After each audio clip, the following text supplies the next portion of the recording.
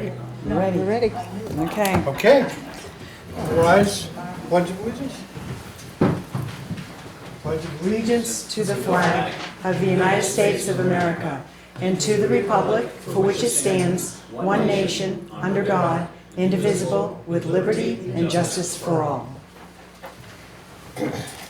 Yeah, please stand up. I'd like to say a quick prayer, to kick off the meeting. Jesus, we just thank you for this opportunity you've given us to come together and meet, and we pray blessings upon all the volunteers here that are giving of their time and efforts to keep this city moving forward. And we just pray for supernatural wisdom for each of the leaders here, that they be guided in their decision making and do things in a trustworthy and honest way. And we know you've got wonderful things planned for this city and for this area, and we just lift this meeting up to you. In Jesus' name we pray. Amen. Amen. Thank you, Mike. Okay, no public hearings tonight, correct? Okay, first on the agenda, presentations from Twin State Clean Energy, from National Grid. Danielle? Sure, thank you. Thank you. So first, thank you for having us here tonight. We appreciate the opportunity to start these conversations about the Twin States Clean Energy Link. My name is Danielle Loretz, and I lead the outreach for large transmission projects for National Grid. With me tonight, I have Caitlin Monroe, who works on the outreach team with me. I also have Corey Schutzman, who is our lead environmental scientist. I have Iyad Al-Sabi, who is our underground engineer, and Matt Spofford, who is a substation engineer. Welcome. Thank you. So just to start this off quickly, this is the first of many conversations that we would like to have with Littleton and your residents.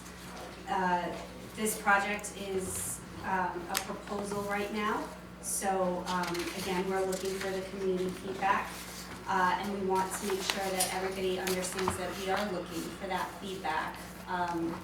That will help us develop the project further along and make sure that we are communicating what needs to be communicated, but also in a way that is digestible for the public.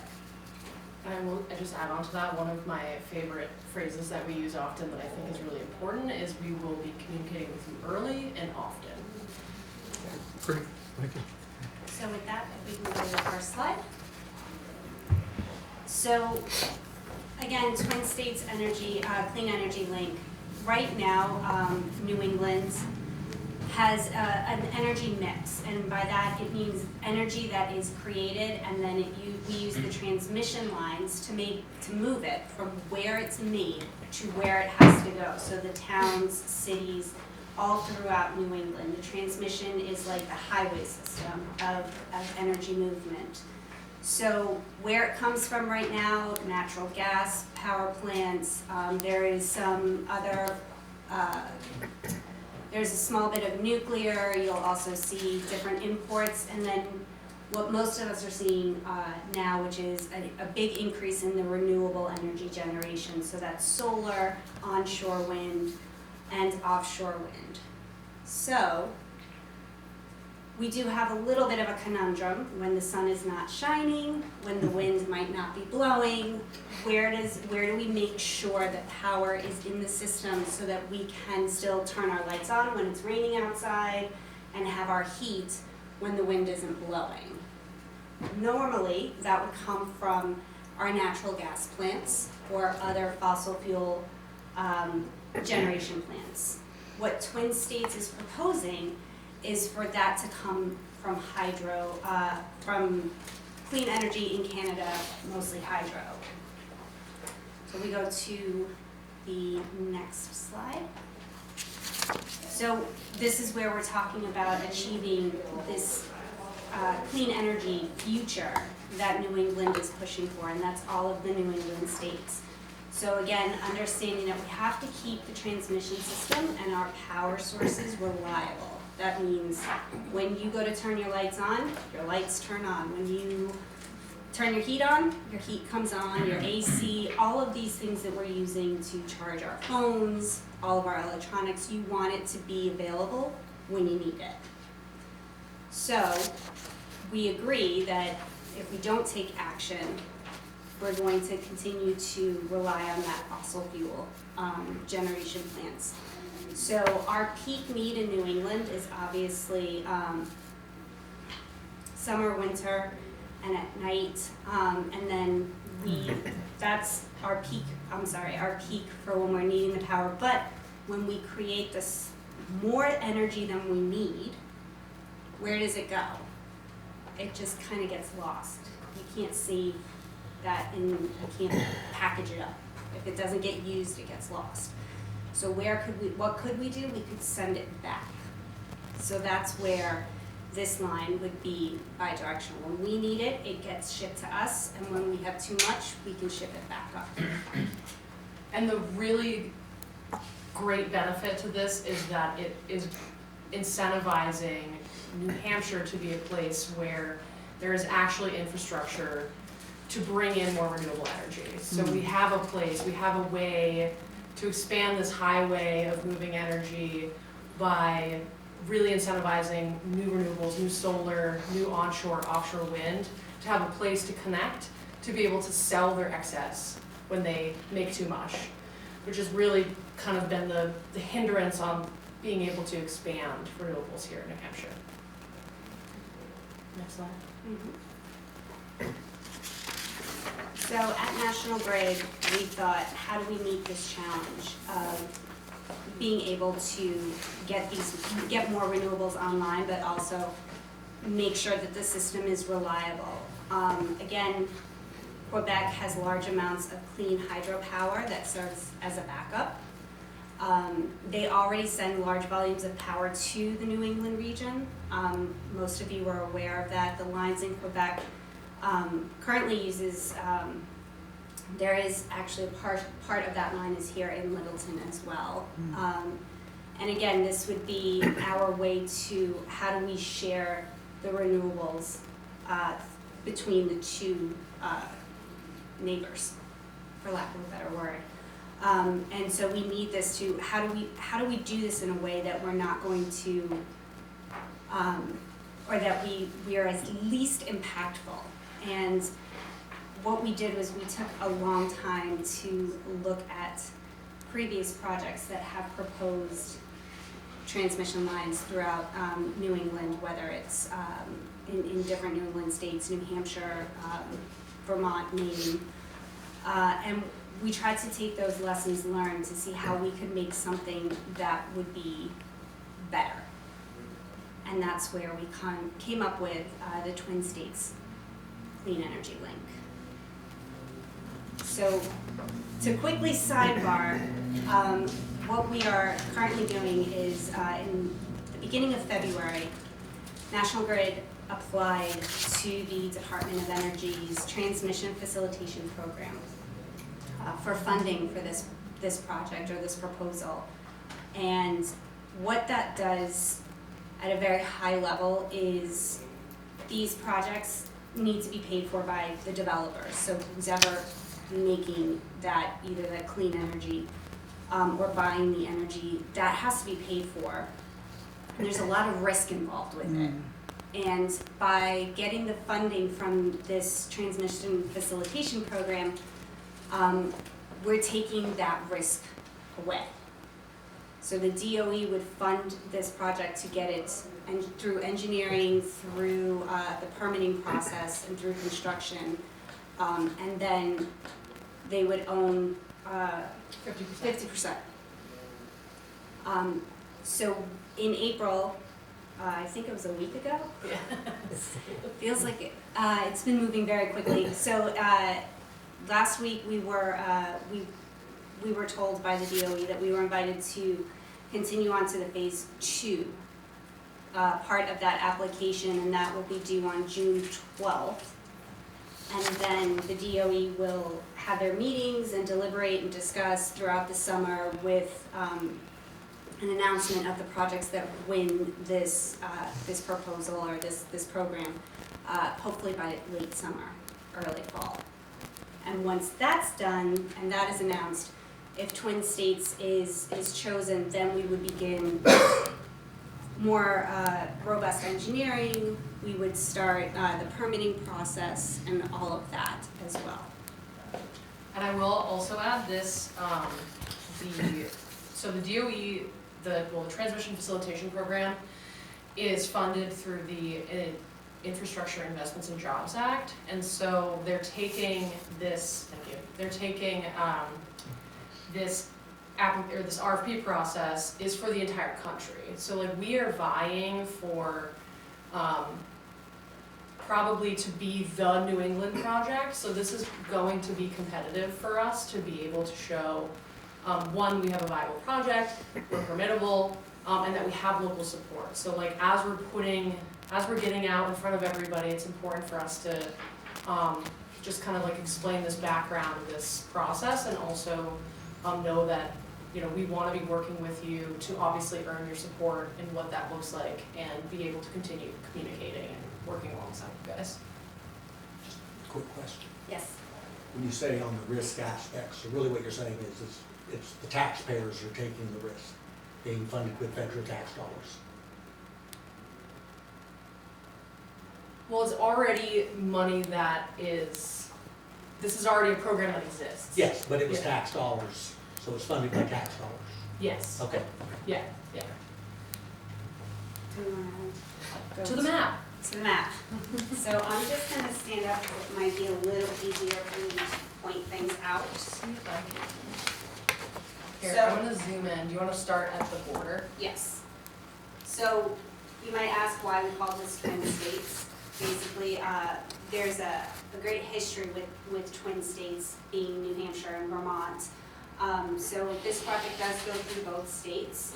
So we start at the international border crossing here in Canaan, and this portion would be underground along state roads all the way down. And then we scoot over right here in Dalton, and we continue to stay buried underground on state roads through Dalton, through Littleton, and into Monroe right here, where we would be building a new converter station. This entire underground portion is what's called HVDC, which is a direct current buried underground, transmission line, versus what you normally see overhead, which is alternating current. Then from that converter station in Monroe, sorry, I'm doing this. No, you're good. I just jumped, so you're just gonna go down that. That's all the above. We go. Oh, wow. Sorry.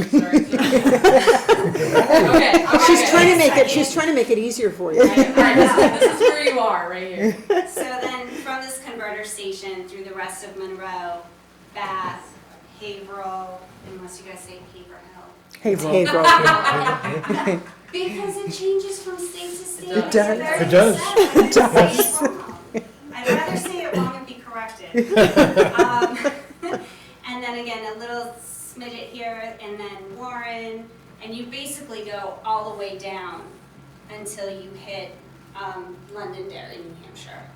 And what this yellow line here represents in that whole overhead portion is there's currently an existing transmission right-of-way that has an HVDC line in the middle, very tall towers, and then two sets of structures on either side.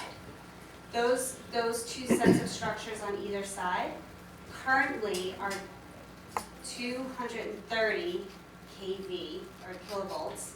We would be upgrading them to 345. So for the most part, this entire yellow section, what we're doing is changing the wire. For the most part. There may be some instances along that right of way where we might have to change structures if they're, not in good condition anymore, or if there's a clearance that we have to meet to meet our safety standards. But other than that, for the most part, it's just new wire, so there would be minimal impact on what you see now is what you're gonna see later.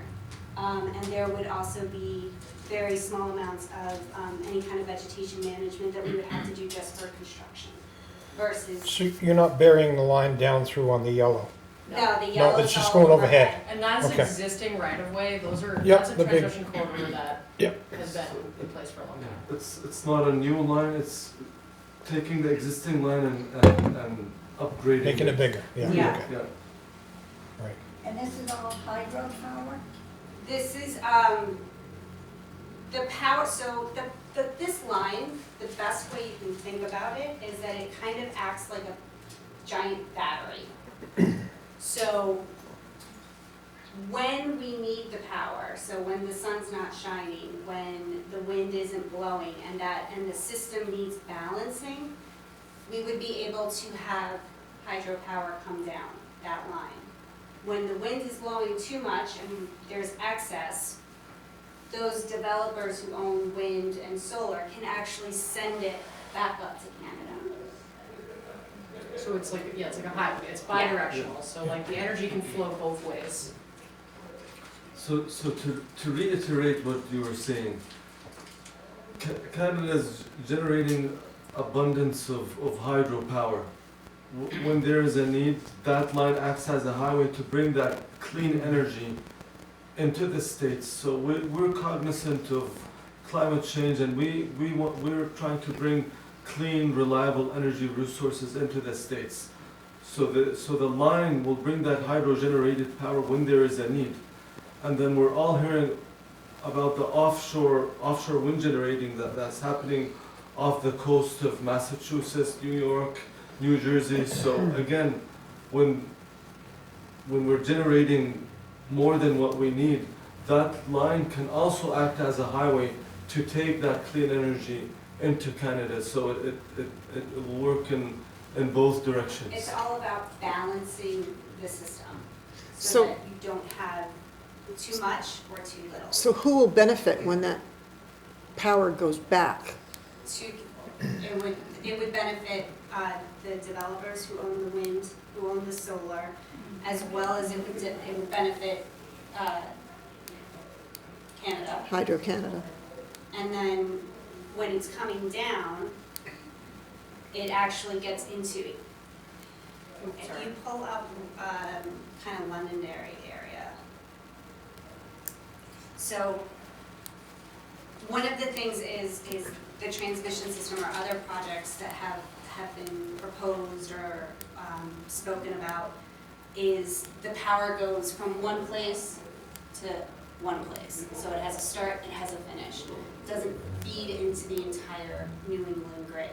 This project feeds into the entire New England grid. So it's not just Boston that's going to get the clean energy.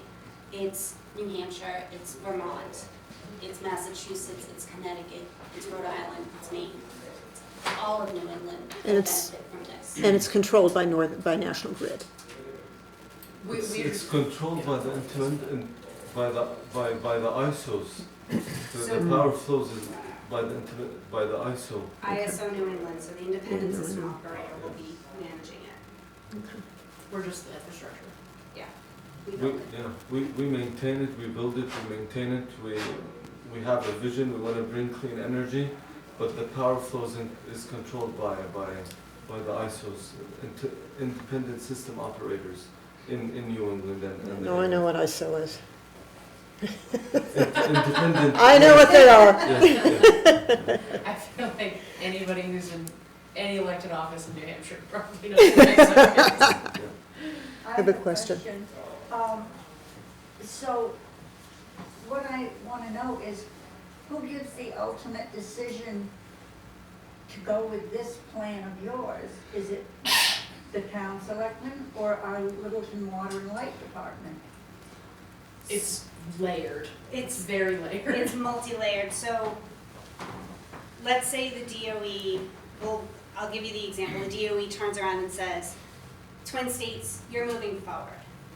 So we turn around and that's when we have to go through multiple agencies for permitting, so Corey can go through all of the environmental permitting that has to be done at both the state level, the federal level, as well as the local level.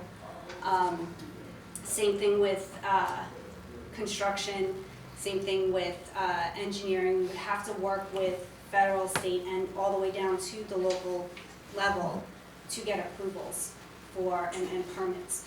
So it Will we takes start roughly with the about locals? yeah. And work our way up.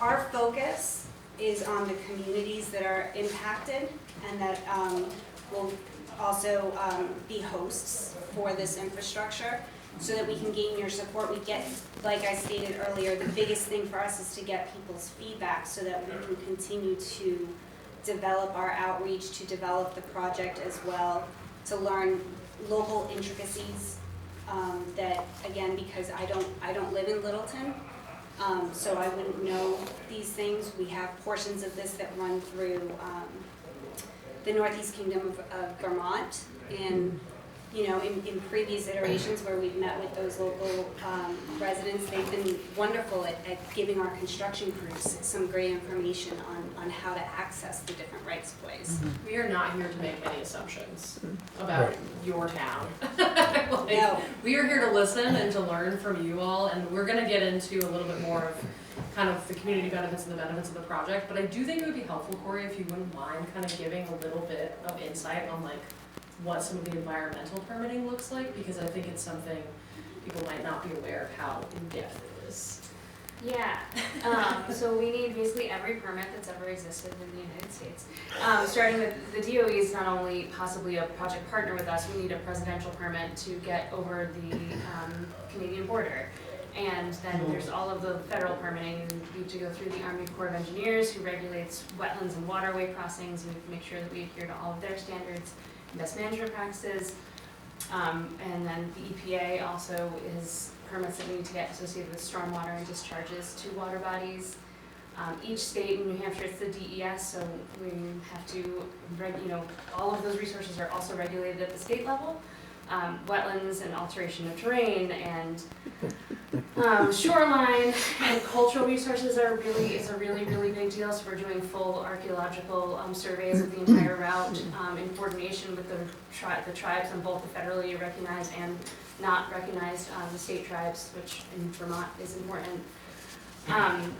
And I mean, there's just, I can name off a lot of letters and numbers, but they're not really useful to anyone but me. Yeah.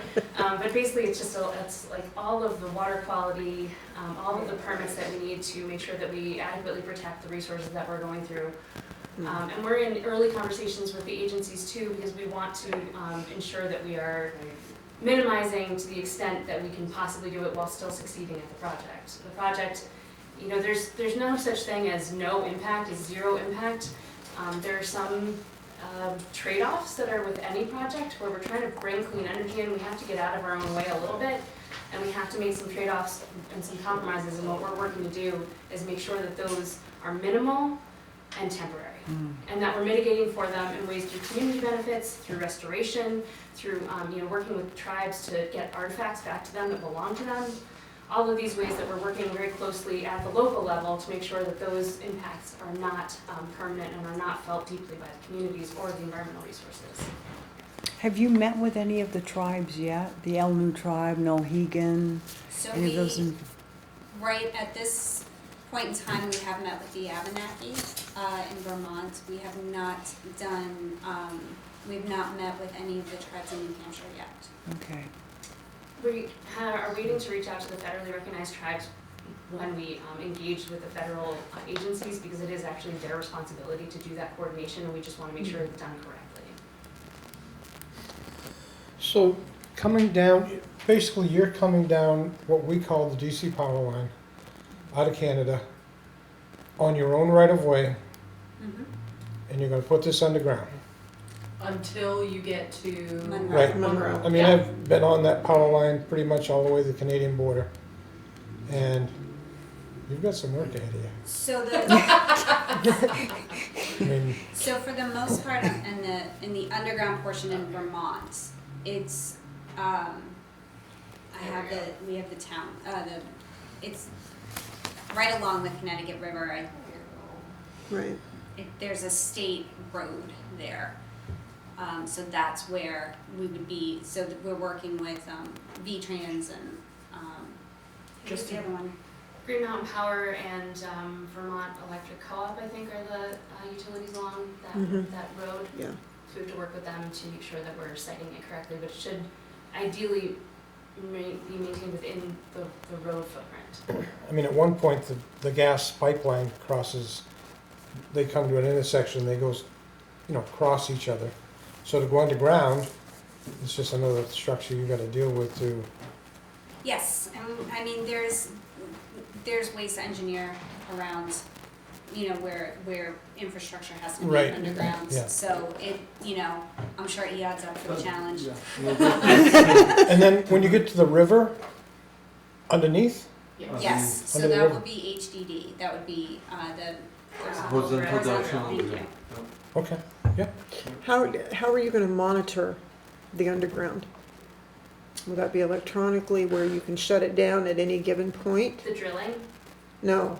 The Monitor the, station- Oh. monitor the station- lines if you have any issues with the con- lines. The so there'll be converter stations at both ends, and those converter stations control the flow on the line. But if there's an issue with one of the lines, with the line at any given point underground, how are you monitoring that? So From the there's two stations? There's Both manholes. stations, yeah, I mean, there's a fiber Okay. optic cable linking both stations, so depending on what happens. But you'll be able to pinpoint exactly where the trouble is. Are you asking in case, so that we're not digging up the road to find where there's a trouble point? Right. So there's access points along that through manholes. And they can open a manhole and get down in there and And they have the, isolate between manholes. and I was gonna say, and they have the ability to pinpoint exactly where the trouble is. Yes. Okay. And this line will be in a big enough conduit where you can enter it, is that what I'm Yes. hearing? the manholes will be. The manholes, yeah. Okay, So Yeah. the easiest way to kind of do it is, if I'm a transmission line, you have a manhole here where they can pop the cover and go in there, and then there's another manhole at my foot. And they can pop that and they can work between okay, Yeah. that. Yeah. Right, yeah? that's good. I'm used to explaining Okay. things in multiple different ways, so Yeah. just bear with me when I get creative. So we're back to, when we looked at how could we address this challenge of keeping a reliable system and bringing in, as well as exporting, renewable energy. And we came up with this concept of the Twin States Clean Energy Link. And again, it's a new transmission line from and to Quebec. Again, the power can flow either way, depending on where it's needed. And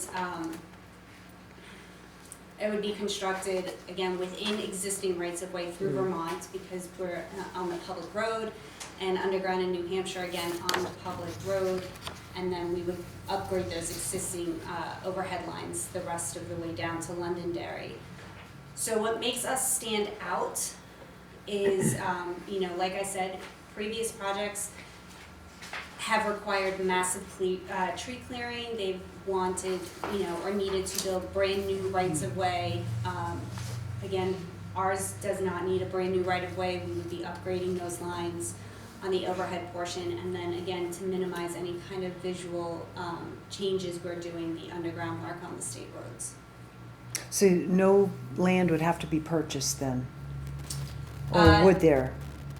There may need to be land purchased down in where we would need a new substation, but that would be down towards Londonderry. Londonderry, okay, all right. I've got a question.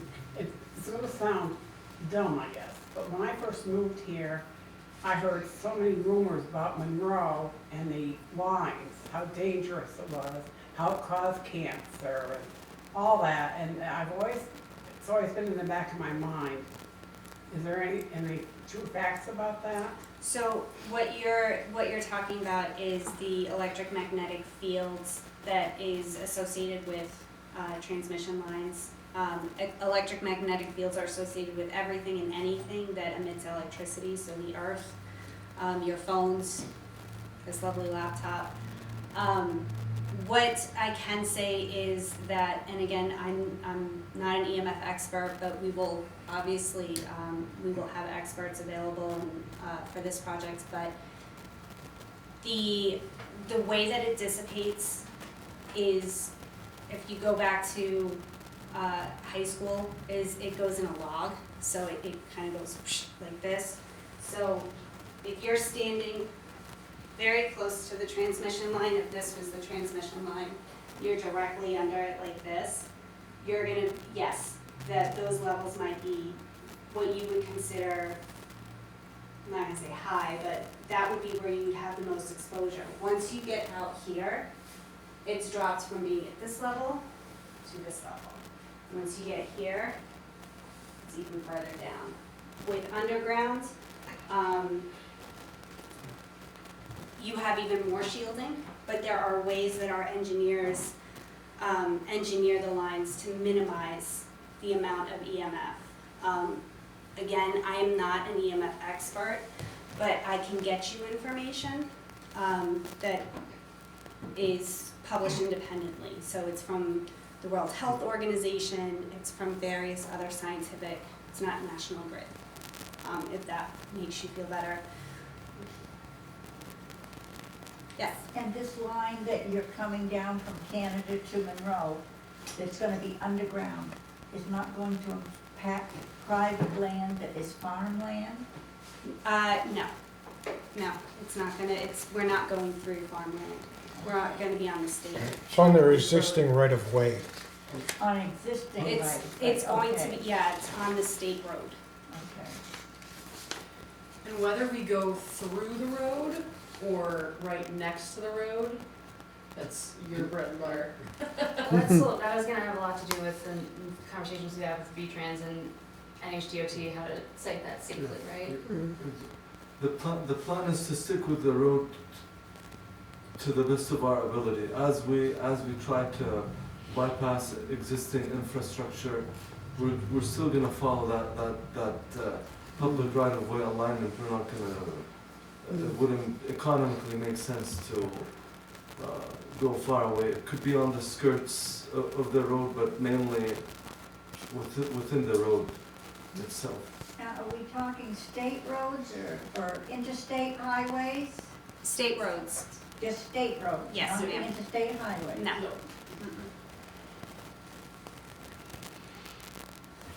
And, just to reiterate something that Caitlin said earlier, again, we appreciate the opportunity to come in and have this introduction, and to talk to you about this project, and again, our priorities to communicate early and often, and to really get the feedback from the communities as we continue to develop this project and go through this transmission facilitation program.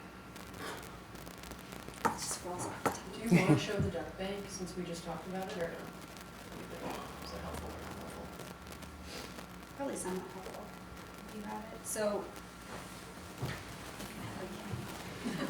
It's fine, like a pointer, like a teacher. But if I have a pointer, I can't stand up.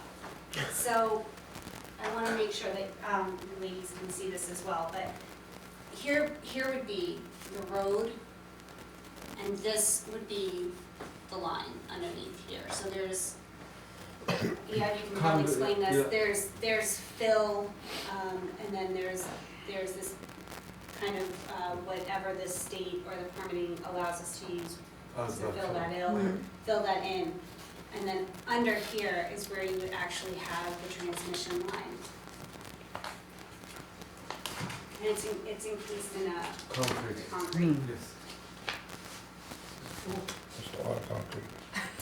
That's a lot of concrete. Yeah, it's a lot of concrete, yeah. What are you looking at as far as a completion date? If this does go through, every town agrees, and what are you, 2029. wow, okay. It's a ways out. And You would that's think. No, no, so close. That's actually really fast. When that's, In service 2030, right? I mean, think so. Okay. I don't want to scare people, but I've been on projects that I started in 2014, and we're now going into construction. And So so construction- when I heard 2030, 29, 2030, I was like, this is so fast. Yeah. And construction would start 2026 if we Okay. continue on the DOE trajectory that we're on. So permitting for 2 years, and then 2026 construction, and then completion 2029. And you really have to have 100% all in, don't you? Because what if some town said, no thanks? What would happen? But you already have the right of way. If the So right we of do way is have- there, Yes, you can, you can have opposition. You can have a town that may not be very welcoming or appreciative of this. However, this project is, for lack of a better word, kind of a better version of a project that we had proposed back in 2018, which was called Granite State Power Link. And this portion of the overhead upgrades is almost the same. right, And so the towns were the same, and we pretty much had full support Good. from all of those towns, because again, it was, everybody kind of said, well, that's smart, reuse what's already there. Right. Which is, you think about it and you go, well, yeah, why not? If it makes it so that communities benefit from all different kinds of things, whether it's increased tax revenue, whether it's a community benefits program, and we're, at the end of the day, we're able to, again, open up that renewable energy to balance the grid. So I'm gonna turn it to Caitlin to talk about my favorite I part was just about gonna this. say, this is the best part. Right? So now we talk about the benefits for host communities and states, but I will back up for a hot second and add, we don't really have the final say. Like, if we can get the permits, if we pass the test, I guess you could say, Yeah. among all of the permitting from all the various levels, like, that's really what will carry this forward. So, it's, having the support of the town is like a piece of this giant puzzle, but it's still right. critically important for the project to be moving forward. That's my little. You need every piece of the puzzle to make the puzzle fit. Exactly, that's my little caveat. Okay, benefits, the best part. So, one, because this is already existing, and also because we'll be updating our existing assets, we're looking at hundreds of millions in property tax revenues across the whole project. And I think, I'm gonna skip to it, but I think we're looking at approximately, about $1 million in increased tax revenue for Littleton alone, every year.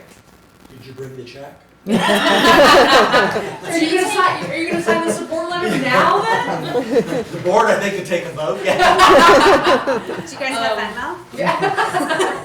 So, which is really, really exciting, and that is, again, just a piece of the pie.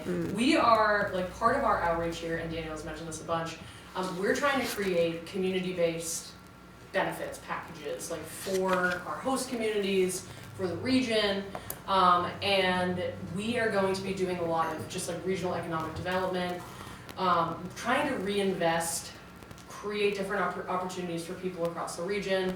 We're already partnered with IBEW and other local unions to make sure that we've got a good base of folks for construction jobs. We're using local people, making sure we're working with diverse suppliers for different, whatever we need for vendors. Obviously, bringing in clean, renewable, clean energy into the grid and bringing in, being able to allow this like bi-directional, we're gonna be able to lower energy costs for Granite Staters, which, as somebody who paid a stupid amount to heat and have electricity in their New Hampshire house, I'm very excited for this. But also, you don't live in Littleton then, do you? no, I'm in Concord. Yeah. But we also are partnered with Citizens Energy, which just a piece of our, community benefits package is going to be, They have $100 million that they're going to help invest into communities around energy-specific projects. So whether that's weatherization, whether that's, you know, updating solar panels, putting in solar panels, onshore, offshore, EV, if that's something stations. you are into, you know, that's a total mixed bag in New Hampshire. But it's the total, like, whatever, you know, we wanna have the conversation and say, like, you know, we know some places have, you know, dated buildings that they wanna make sure are more efficient. Lots of options and lots of ways that we can kind of look at this. And that's why to jump off of this, that's why we wanna have these early conversations. And really kind of, as we're moving through this, I almost wanna call it like a tour, but it would be like a listening tour, where we're asking, you know, our host communities, you know, we wanna come and sit with you and talk to us about what are the concerns that, you know, the community has. Is it, you know, getting more weatherization programs or more funding for that? Is it the fact that, you know, you have a technical school, so you'd love to see a closer relationship so that, you know, students who are graduating from the technical schools have, you know, these connections with, whether it's through internships or apprenticeships, you know, in this whole field of the utilities, where, you know, we need all of these jobs. We need this workforce to maintain the rights of way, to build the projects, to engineer the projects, to permit the projects. We need like 15 more quarries. Yes, and at least 3 more EODs, and that, I don't even wanna talk to how many maps we possibly need. So, you know, we need this as this entire industry is moving and shifting gears. You know, we want to have a workforce that's excited for it, and, you know, young people or people who want to get retrained or upskilled. Like, if there's ways that we can help through this project and through our partnership with Citizens Energy, that's, you know, that's a win-win for us. If I could, while you're on the benefits page, what I'd asked earlier, it wasn't negative in reference to tax dollars. Oh, yeah. It was emphasizing the fact that these are New England dollars going to Washington that are being returned. And being returned to build your infrastructure, something that will benefit the entire state. So as a positive, it's the fact that you're seeing an investment of your dollars coming back to create not only jobs, but create this added tax base and all the other side benefits that come out of there. So it wasn't a negative comment of taxes, it's the fact that they're being reinvested back here Right. where they are gonna benefit generations. Absolutely. I never knew that could even happen, so. I just thought I paid a check and, you know, paid taxes, and I was. One of the things that I think is really neat too is, because I think it's in part just, you know, National Grid's vision, but also this is a long project. We have to look at the future. Like, I think we're forced to look at not only what does success mean for this project to get it built, but also maintaining it. What is this industry going to look like in the future? Like, how can we support the trades? How can we make sure that we have success, not just in building a transmission line, but that we have created support and that we have created cushion around this project as we go and as we develop it. So this is not a like, oh, check the box, we got their support, let's walk away. This is a like, this is going to be you're probably stuck with us forever. You're gonna see us. Might get a little apartment in Littleton. A couple more points. I mean, we've really talked a lot about the bidirectionality of the line and how important that is to move the energy back and forth, providing for critical new markets, especially, as Ian mentioned, the offshore, onshore wind projects, just in the region as a whole, and allowing them to really connect into the grid and just move the power as needed. Reinvestment into environmental justice communities is something we'll be doing as we're partnered with Citizens Energy. They're a Boston-based nonprofit, and they'll be reinvesting, as I mentioned, $100 million back into, you know, for low-income families across the region, and other ways that we can support the workforce development, weatherization, and other community priorities, as we kind of mentioned. And we will be reducing emissions from the New England power producers by up to 4 million metric tons per year. So that's pretty huge. And, you know, we talked about how much natural gas we use, and, I mean, New Hampshire's pretty reliant on natural gas and nuclear, and so adding this into the mix, thank you, will definitely be a game changer, not just for emissions, but for ratepayers as well. These are just the quick stats. So in Littleton, it will be buried along or within New Hampshire Route 135, approximately 17 miles. And then, like we mentioned earlier, it's an estimated at a little over $1 million of additional tax revenue based on the current scope, the underground transmission route, and our cost estimates. And now to Danielle's favorite slide. So you have heard us continuously say this throughout our presentation tonight, but our foundation on this is the fact that we want two-way communication. That is the way that we engage with communities. It's not National Grid presenting a project. Like I said, this is an introduction. We want ongoing, like Caitlin said, early and consistent and often, but also open conversations. We want to hear your questions. We want to hear your ideas. We want to really learn how Littleton and the other route towns see this project as being something good for them. And how can your residents benefit, how can your constituents benefit from this project as well. So we do have a lovely website. You can sign up on our website as well to receive regular updates. We have an email address, and we also have a hotline number, which are all right here, and I think they're on the presentation as well. So by the next time I come, we will have business cards as well for the projects, maybe magnets so you can throw them on your fridge. Danielle loves the swag. I do. Yes, sir. Your question.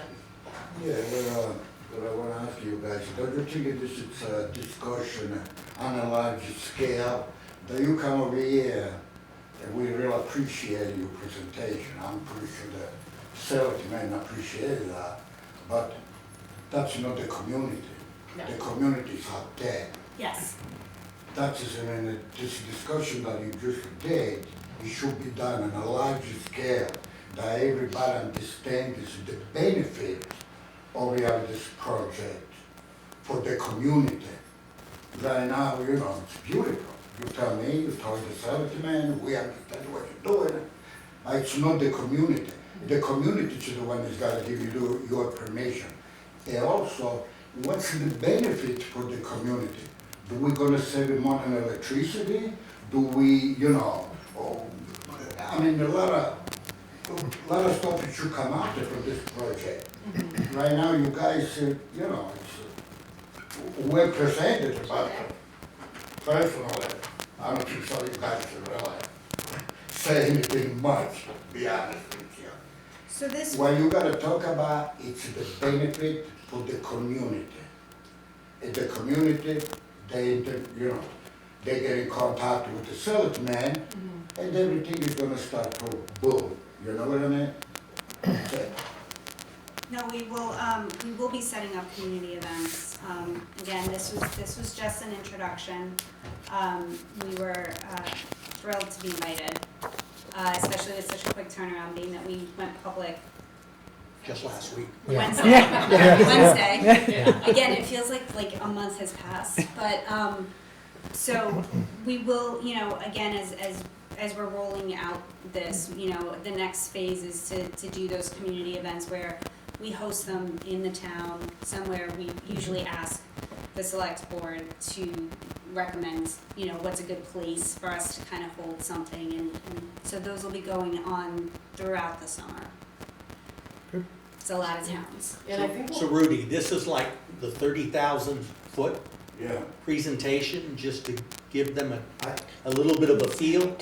But as she said, many of these meetings will be happening to educate and, The community, you know. what I yes, like to say yes, is everything all you the said will community be all together. part of what they have to do to get get involved to in it. that That's point the of permitting and going forward, okay? Yeah. And Okay. those are usually just, for the people that are here when we do the community events, they're not formal like this. We usually have a room, we set up a bunch of boards, there's, project team members, so the project manager, Corey will be at them, or somebody from her team, Eod, Matt, myself, Caitlin, there'll be various team members, and you can have one-on-one conversations.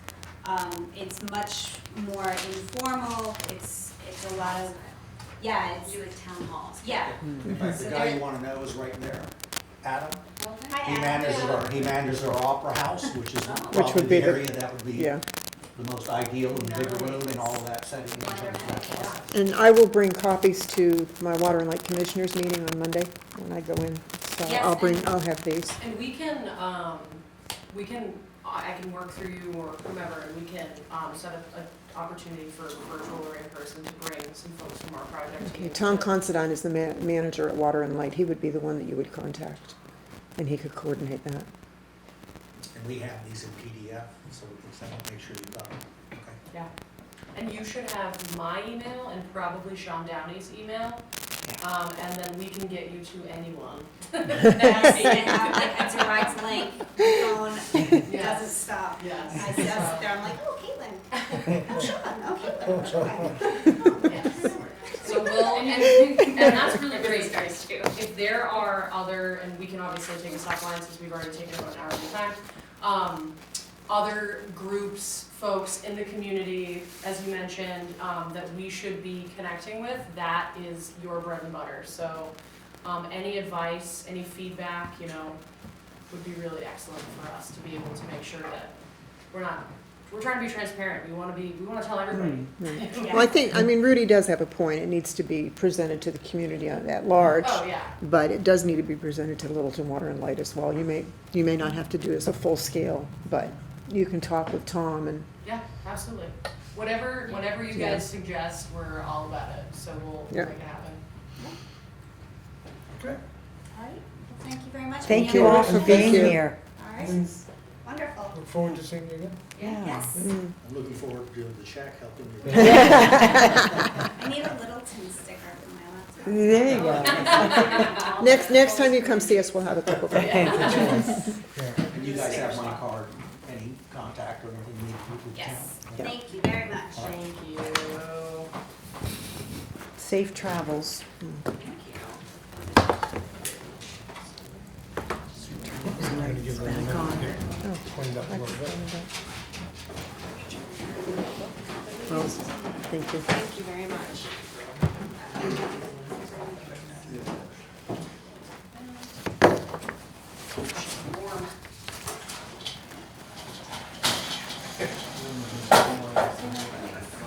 I'm gonna take some back.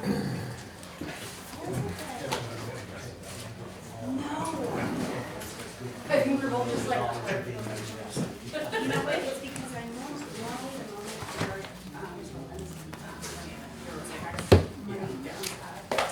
so I was thinking again, A lot more appealing than they have in the past. Oh, very much so. Well, our tourism is going to be destroyed, or not tourism, but the scenery. Does that confirm that you guys will be attending? Yeah.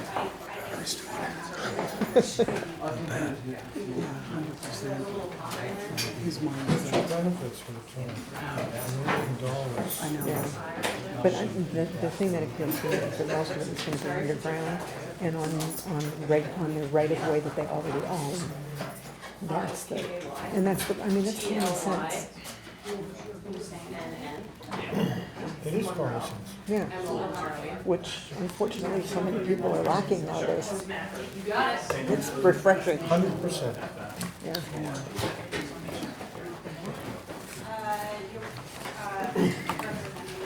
I am 100%. hydropower. Yeah, no. And we, oh, sorry, I was just gonna say, if you have any other questions on the content stuff, we have the guy for you. Okay. We'll connect you with him. Would that be John? Yes. Okay, I used to meet with him on Thursday. Robert, you can interview him on your time, this is. Well played, sir. Don't hold back. Any of these I do copies wanna- back? Do you, I think that, Leave these with you, and I okay, will yeah, take Take a, some of those, yeah. take some of these, All right, and yeah, then I've you got guys, I've got enough to bring to the water and light on Monday, so. And we can pass some. and then Yeah. you guys can hand them out like candy. Yeah, I've got a PDF, so I Okay. have the ability to send out anybody who asks for it. Amazing, thank you so much. well, thank you. Thank you, safe Yeah. travels. Thank you, Thanks. thank you for your question. Bye. Have a good day. What did I forget? Your red first? Yep, that is our first. Okay. We'll be in touch. Back to the meeting. Appointments, there is no appointments. No. We move the approval of the minutes of the meeting for April 24th for the Board of Selectmen's meeting. I have been through it and I see no problem. No, I'll Looking for a motion for, make a motion that we accept the minutes on April 24th, 2023 of the regular Board of Selectmen meeting. I'll second that. okay, all those in favor? Aye. Also, Board of Selectmen's meeting, April 24th, Board of Selectmen into a non-public meeting. I'll make that motion that we accept the non-public session minutes from April 24th, I'll s- 2023. I'll second. All those in favor? Aye. Aye. Next on the agenda. Paperwork. Oh. Town managers updates. Yes, I know in the past, or historically, you go to one meeting in the summer. And I think that's usually been the second meeting of the month. So June, it would be the 26th. And what I'm asking is if it's possible, we could pick a different date in June, 12th, if we did on the two schedule. You know, you would have on the 12th and the 26th. On a personal matter, it's my wife's 65th birthday on the 25th, and I want to be down in Orlando for the 26th. So if it would be possible, if we could do the meeting on one of the other Mondays. I'm fine with that. Yeah, I have no problem with the You want to 12th. Pick one now. The 12th? With the 12th, yeah, Okay. yeah. All right. And then, just to confirm then, for July, we would do the The 24th, 24th? and August. The 24th I will not be Okay, here, you so, want to but You wanna I do it don't, the I 10th? don't have to be as long as there's You want two, but do the 10th? 10th would work for me. Mm, No? no, if I have to, I have to. About this, is it What about 17th? 17th? There's nothing on the 17th? 17th would work. Check your Wanna check calendar. your You already see I have stuff on my calendar already, that's been printed. Well, that's what we're working around, is what you have on your calendar. That's my stuff already. All right. 17th will work. 17th 17th? in July, okay? Yeah. Thank you. BOS, and then And August. August would be the 28th? Yes. That's okay with everybody? It's fine with me. Okay, so to recap then, we have June 12th, Yep, July 17th, yep, and August 28th for our summer meetings. perfect. Knowing that we may have to, Something in, So- always Have come work up in sessions or between, whatever, work yeah. session or what have you, Yeah. yeah, but those will be our tentative work, public work meetings. Yeah. Unless one before. Thank you. Did you need that date again, ma'am? the one in June? 12. Yeah. Okay. They're always on the website as well. Whenever you need them. Okay, And July will be the 17th, yeah, got that, and August will be the 28th. okay. Yeah. Okay? Anything else, Jim? on that? Not under that. No. So, next on the agenda, old business. Anything anybody wants to talk about? I don't think I have anything. I have one thing, and Jim, I know we talked about it before, about the lettering up of this two Tahoes that we have. Yeah. So, before I left here, before I left the shop, it was 4:30, flying down through the main street is one of the Tahoes, and they must be headed to Lindenville to the fire. I will follow up. With a few tomorrow at flashing staff. lights. I will follow up tomorrow, sir, at staff meeting. It'd be nice if we had the proper lettering on that to know what is what. Yes, sir, that will be addressed tomorrow at staff meeting. Thank you. Yep. Anything else under old business? I think so. I have an item to add. I want to give you some information, material now, just so you have it in preparation. These were provided today by the fire chief. There'll be an update on a memorandum for some of the discussion points with Franconia Okay. in reference to the EMS. They will be back on the 22nd. Yes. And this is a little bit of an outline of what was proposed, okay? Nobody's voted on anything, and nothing has been approved. And Chairman, you had asked for the total number of OT hours, and I'd gotten 2 reports that there was a conflict on. And it had something to do with some hours being transferred from one to another, so here is the official number of hours from the department. And we'll be able to have discussion on the Franconia points and the hours on the Is 22nd. that from January 1st January 1st through April. through the end of April? Today was the close of the pay period, but that was being done as of today, Yep. so those aren't on there, but that's through the last pay period. Yep. Okay? Thank you. Thank you on that.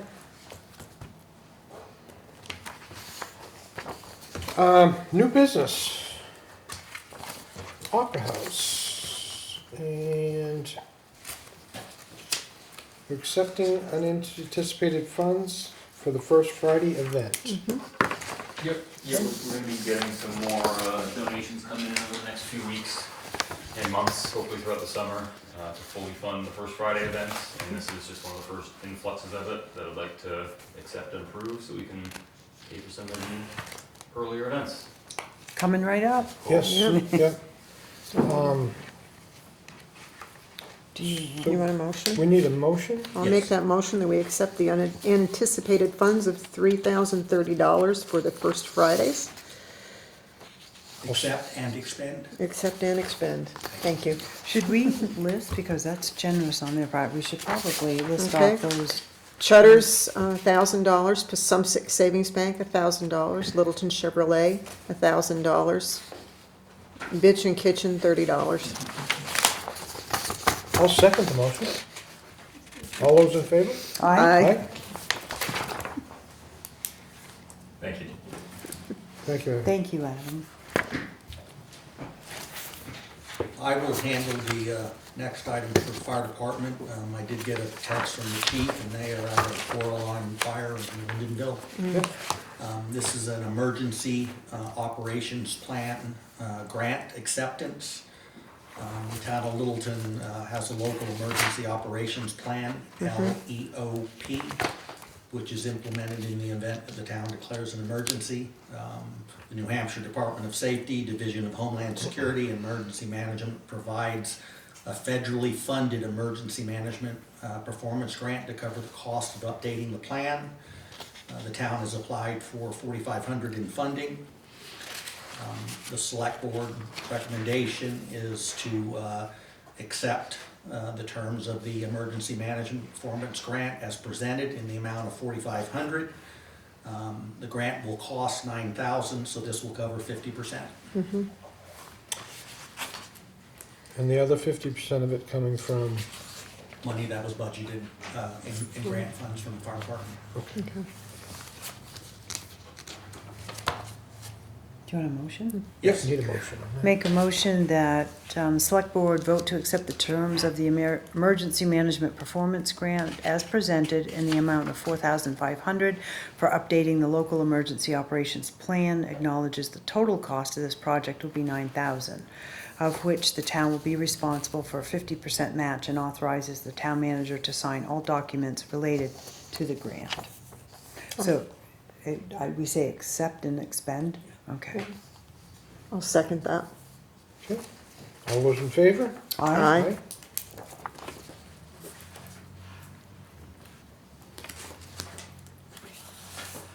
Board of Selectmen topics. Do you want to do the budget? The budget. Have Do the Jim budget do first. This one. Yeah. Oh, okay.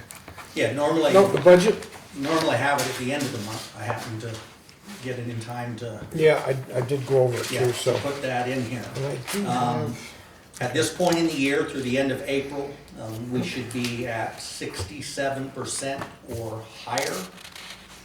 We are at 67.68%, so we're tracking. The accounts that are over are a couple of the ones that we talked about last month. Legal is at 62.56. Legal's broken into two sections. We have labor and we have general, and it's the labor portion that is over at this point in time, and that had a lot to do with, I had said to you last time, there was a personnel case that we had in mediation and arbitration, and we had to pay our portion of that process. So that has ended. The case was cited in the town's favor. So hopefully as time goes on, depending on other legal bills, hopefully we'll see that even itself out. As I reported earlier, we have no tax abatement cases. They've all been resolved. Good. And that usually was where some of our big expenses were last Right. year on the legal, and there's no current lawsuits, Amanuensis and all of that. So I think that number, as the year goes on, you know, it'll even itself out, dollar-wise.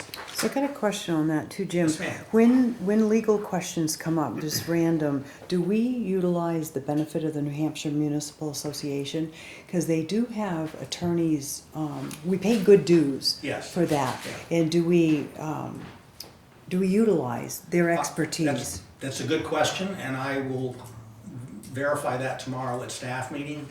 I know that we use the Mitchell Group, and Drummond and Woodson is another one, because I kind of code the bills when they come in, but I will ask that Right. question, because right now I couldn't tell you yes or no. So when we utilize Drummond and Woodson and Mitchell Group, that is extra charge. But if with the New Hampshire Municipal Association, those attorneys are already on call. Yeah. That's already paid for because of the And dues we what pay. I want to verify is like, just what you've asked of, like, if we have, say, a specific issue, a property claim or something like that, would they handle that? Or would they give us like general town advice? So let me, if you don't mind, let me. Yeah, because that could save us a lot of money. Yeah, yes, Yeah. yes, ma'am. Just mention one thing, I utilized an asthma question at one time, they gave me advice, but they always followed it up with, make sure you check with your town council. So they give you basically an opinion of what it should be, but they tell you to make sure to follow it. They state a disclaimer. Yeah, but we'll have that discussion at staff and at least make sure that we are utilizing that option. Yeah. Okay. All right.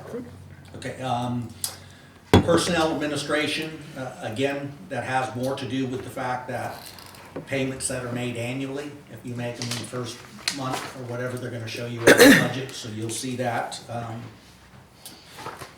offset itself. Town offices, almost all of our moving expenses and upgrade to the office went to that line item. And I think we can address that at the May 22nd meeting. Okay. We did get notification that we'll be receiving a grant for $120,000. And so when we do the acceptance and expenditure, I'm gonna ask for some allocation to go to those unplanned costs that we experienced at the bank, which will even that line item out on there. So question on that, because we were able to do the painting and the carpet, how much furniture were we able to get? I am going to give you a complete breakdown on a Excellent. spreadsheet and a copy of the bills. Excellent.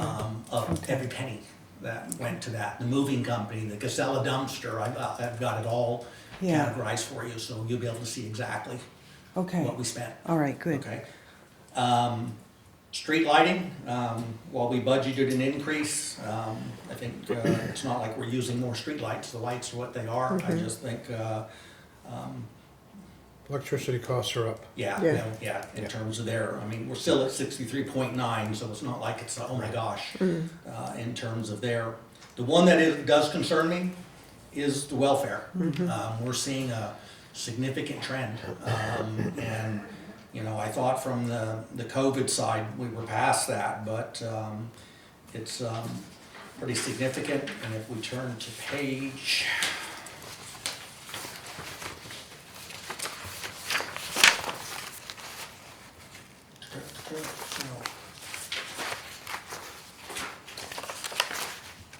doesn't show up on here, it says page 11, excuse me, I apologize. Page 11 up in the left-hand corner. You'll see for electrical assistance, we have 39.84% left. In rent assistance, 51.74, and then miscellaneous. Miscellaneous is the portion that where we end up providing housing for homeless, and that's at 43.92. And those are numbers that have spiked. We saw them go down, but also what we're being hit with is cap, Tri-County cap, is out of ARPA funds. Right. And so they're now shifting some of that cost back on to the towns. So some of the offset that helped us last year, we're now facing that burden. And I know it's one line item that at the end of the day, we have to spend. And I know in working with our welfare director, we're doing everything we can to make sure that their town citizens, you know, they're doing all the possible steps for following through and assistance in other areas, but it is a line item that's concerning me as the year goes on, and we'll monitor it and discuss it. You guys have known me, I've said before, I think it's a difficult system when you put that kind of cost on 6,000 people in a small area, but it's what the I think state there's statute only is. 2 states left in the nation that the towns take care of the welfare. All the rest of them are done by the state. Yeah, I mean, I don't, it doesn't matter, I'm not in Florida, but yeah, we wouldn't be debating this in Florida because this would not be happening at the city or On the the town local level. level. Yeah, it's the Yeah. it's the county health department or the state. What's the other one? I knew it one time, but I'm just concentrating on New Hampshire on that one because we're in the spotlight. Is it Vermont? No, it's not Vermont, it was Wisconsin, I Okay. forget, Yeah. somewhere in the Midwest. Okay. Um, Other than that, I mean, in turning through their culture and conservation and the Conservation Commission, but you see them at 50%, those are all due to payments. You know, they're paid quarterly, you know, or Yeah, yes. yearly, so. So But- it's ahead of the game, But right? for overall, it's not much of a cushion, but we're still on or under budget Yeah. as of the end of April. Okay? Any questions? Thanks for the update. Yes, thanks, and I know that last time I had a question on the heat for the fire department, because they had used 0, but then they must have got a big propane shipment or whatever, Yeah. because it came into Yeah. this month, so. And we also had some discussion about allocation. Yep, In yep. terms of that aspect. Yeah. Okay. So we're good on that.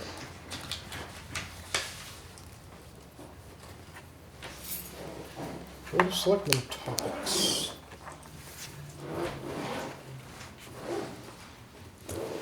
I have nothing. Linda? No.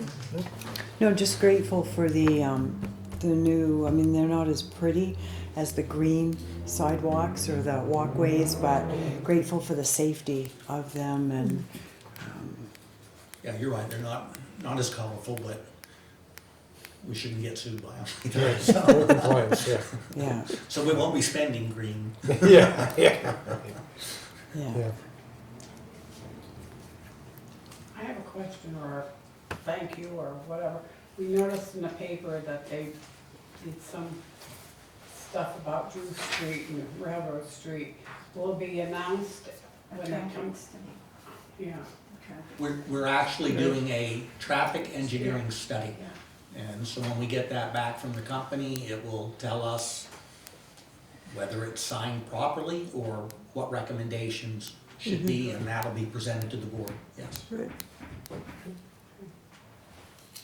I think the other thing too, I'm very grateful, I mean, Chief is sitting here, very grateful that he is involved as a chief. You know, when I go by the school in the morning, he's right out there with the elementary school kids, and a great presence. And then also there was something you just recently did with, was it the Girls and Boys Club? Had him come to the station, and it's refreshing to see that. And also too, with the trailers that we were able to get with ARPA funds, I mean, they're being proactive in getting them out in areas. Yes. And not necessarily writing tickets, but just kind of bringing public awareness of how fast you are on a particular road. Yeah. And when we get a call about maybe someone having a concern, we now got equipment that can actually track Yes. the number of vehicles, the speed and whatever, and then be able to determine the percentile and things like that, so, yeah. It doesn't very track good. actual vehicles though, right? Just the number. No, it doesn't take a tag. No, we haven't seen your car. No, because they're up on Oak Hill, and I go on Oak Hill every day. Actually, these do. Do they? For the next year, Good. they can take photos. Yeah, Kind of hard though, so Yeah. going fast. and congratulations on your new officer. Thank you.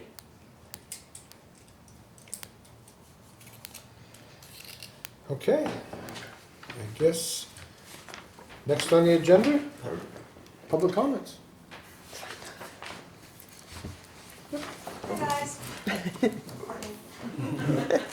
I am just here as a member of the Amnesic Local River Advisory Group, and I just wanted to say thank you for the towns that sending their dues as we requested. It's helpful, and we can pay our VRAP volunteers their mileage since it's a volunteer river check. So I just wanted to come and acknowledge that, and thank you very much. Thank you. Thank you. Anybody else? Just one word. I would like to see more cooperation in the budget committee at the selectmen, okay? It's right now the way you guys got it set up, okay, you're gonna have a meeting with police at the town hall, which is great. But in the meantime, everything that going on, you know, during the budget, during the board meeting, I don't see that any from the budget committee, you know, really get involved into the town, unless the town manager, what he does, you know, he puts everything on paper, and tomorrow, or whatever it is, you know, he give a copy to the budget committee to make sure they know what's going on. That's the conspiracy that is between the board and the budget committee. That's why I'm always push that, you know, the budget committee should be dismantled, because you guys don't need it. Because if you guys would need it, one of them, at least, you know, the chair or the vice chair, he will be over here and follow you guys up, you know, about what's going on in town. If I'm wrong, you know, I would like somebody to correct me, because that's the way it is. And also, another thing, I don't know if you guys would accept a petition from the citizen, from the taxpayer of Littleton, that the budget committee should be dismantled. If you guys accept that, I'm willing, you know, to just work on that particular project. But if you guys if I gotta go around and put a 25 signature, or 30, or 40, or 50, and bring it to the chair. By the way, who's in the chair right now? Because I'm confused. Who's in the chair? The chair of I'm what? the chair. The select board? Yes. Roger. Oh, yes, okay. Because I thought, if you get reelected, right, don't you go, We can decide amongst ourselves, Okay. once we get elected, on who's I don't doing know. what. Thank you, I appreciate Yeah. that. Okay, you're still the chair. Yeah. Then, see what kind of answer you can give. Because really, I'm serious. A lot of people, they think very bad about the budget committee because they're not related to you guys.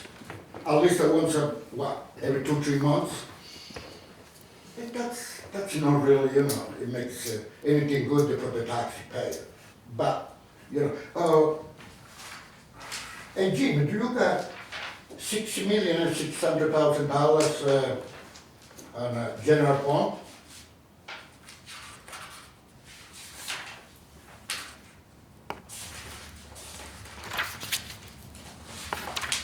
Yeah, that's what we're talking. We have, 6,600,000. that's remaining. Our total budget, Rudy, was 9,854,096. That is the remaining amount as of the end of April. Okay. Don't you think that probably with the help of the selectmen, our tax, and the next bill, we're not gonna see any increase on the property taxes? Because the money's there. Well, this money is budgeted for this year's expenses. This is to take us through December. We have reserves that we've built very, very healthy. When the time comes, the board will be able to look at those reserves and reinvest it by buying down a tax rate. The difference between last year's tax rate was the same. They did not increase the rate. Based on the warrant articles that were passed, it's a 90.98 cent, just under $1 difference between the current rate and next year. Because you used some money that you already got. For last year. That's right. So the board Otherwise, it's a 3.5%. The tax, $3.50 for every thousand over the value, right? No, it's, the difference is 0.98 cents comparing the previous year and what was passed on this warrant article. Yeah. So the board, when we get to later in the year and we look at the reserves and the audit is done, which they'll get in in August, July, then they will be able to make a decision of the almost 1.8 million of reserves, how much of that can go to take care of that 99 cents that may keep the town tax rate the same. Right. 2306. Yeah. Now, that's overall.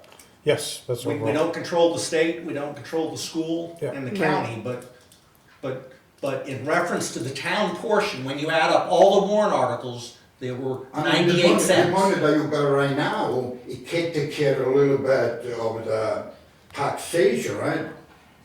Eventually. That's all Yeah. budgeted. With the permission of the board. That's, the board will be presenting to them the position of where we're at and if they use a portion of that reserves, how much can they impact the tax rate? Yes or no? Thank you. Okay. Thank you. All right? Yes. I have one question as to where to go to get the answer for my question. And that is that since I live in a mobile home park, I have noticed in other mobile home parks that there have been motor homes moved in to replace a mobile home. How are they taxed? Are they taxed a property tax? I guess. You, check to with be Amy. very honest, Amy Amy? Gunther, The tax collector. Our tax collector. collector at town hall, Okay, that would be a phone call or That would an be a email to phone call. Amy, yes ma'am. okay. Yeah. I will put a note down tomorrow at staff meeting and let her know that you may be calling. Yes. Okay. I may come in to Okay, get my okay, answer. yeah. Thank you. Yeah, no problem, no Thank problem. you. What time is your staff meeting? I don't wanna come before then. Staff meeting is at 10 a.m. Okay, thank you. All right. I'm looking for a motion. To, I would make a request, I've got a couple of items, don't normally do this, that we go into non-public? non-public session under RSA 91A:3(2)C. 32C. So you need a motion to go into non-public? Well, we gotta adjourn the regular. Or motion to meeting adjourn Sorry, first. I need to mess up the whole flow. So I'm Okay, so- making a motion to adjourn. And I'll second that. All those in favor? Aye. Aye. And then I'll make a motion to go into non-public. Okay. Carrie Gendro, second that. All those in favor? Aye. Aye. We're actually supposed to say it. Thank you.